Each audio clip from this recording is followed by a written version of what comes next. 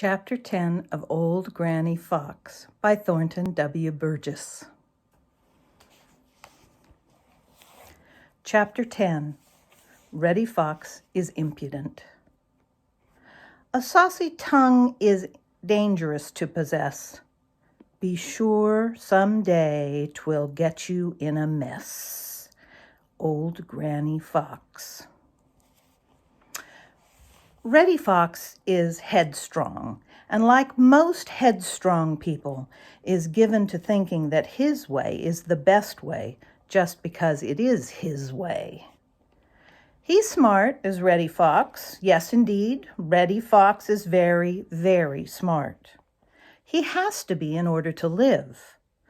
But a great deal of what he knows he learned from old Granny Fox.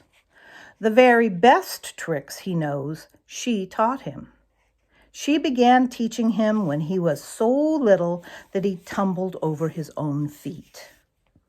It was she who taught him how to hunt, that it is better to never steal chickens near home, but to go a long way off for them, and how to fool Bowser the Hound. It was Granny who taught Reddy how to use his little black nose to follow the tracks of careless young rabbits, and how to catch meadow mice under the snow. In fact, there is very little that he didn't learn from wise, shrewd old Granny Fox. But as he grew bigger and bigger, until he was quite as big as old Granny herself, he forgot what he owed to her. He grew to have a very good opinion of himself, and to feel that he knew just about all there was to know. So sometimes when he had done foolish or careless things, and Granny had scolded him, telling him that he was big enough and old enough to know better, he would sulk and go off muttering to himself. But he never quite dared to be openly disrespectful to Granny. And this, of course, was quite as it should have been. If only I could catch Granny doing something foolish or careless, he would say to himself. But he never could, and he had begun to think that he never would. But now, at last, Granny, clever old Granny Fox, had been careless. She had allowed Farmer Brown's boy to catch her napping. Reddy did wish he had been there to see it himself.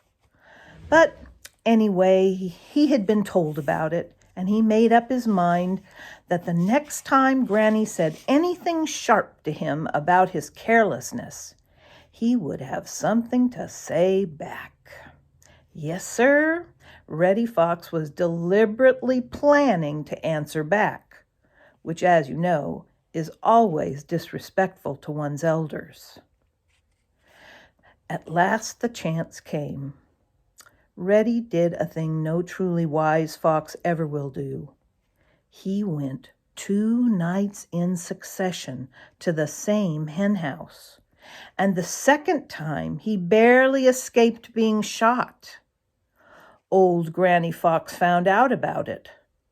How she found out about, Reddy doesn't know to this day, but find out she did, and she gave him such a scolding as even her sharp tongue had seldom given him.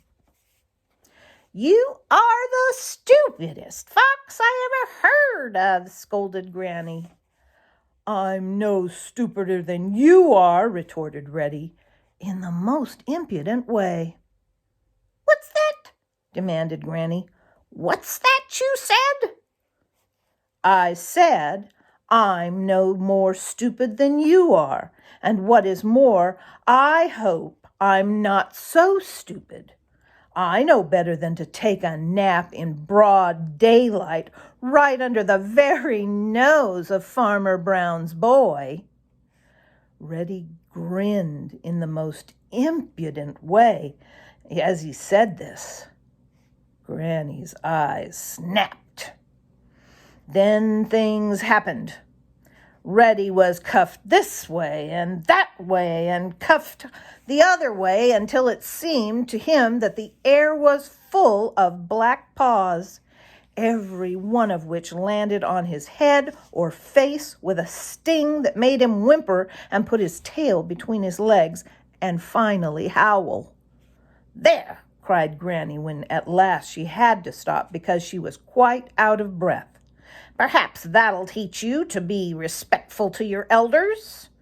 I was careless and stupid, and I am perfectly ready to admit it, because it has taught me a lesson.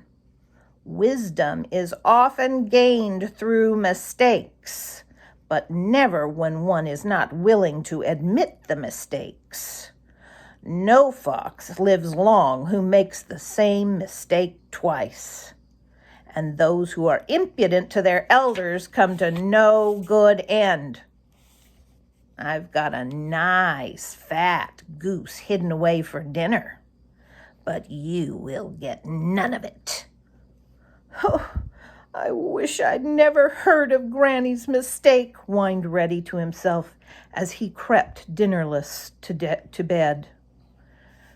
"You ought to wish that you hadn't been impudent," whispered a small voice deep down inside him.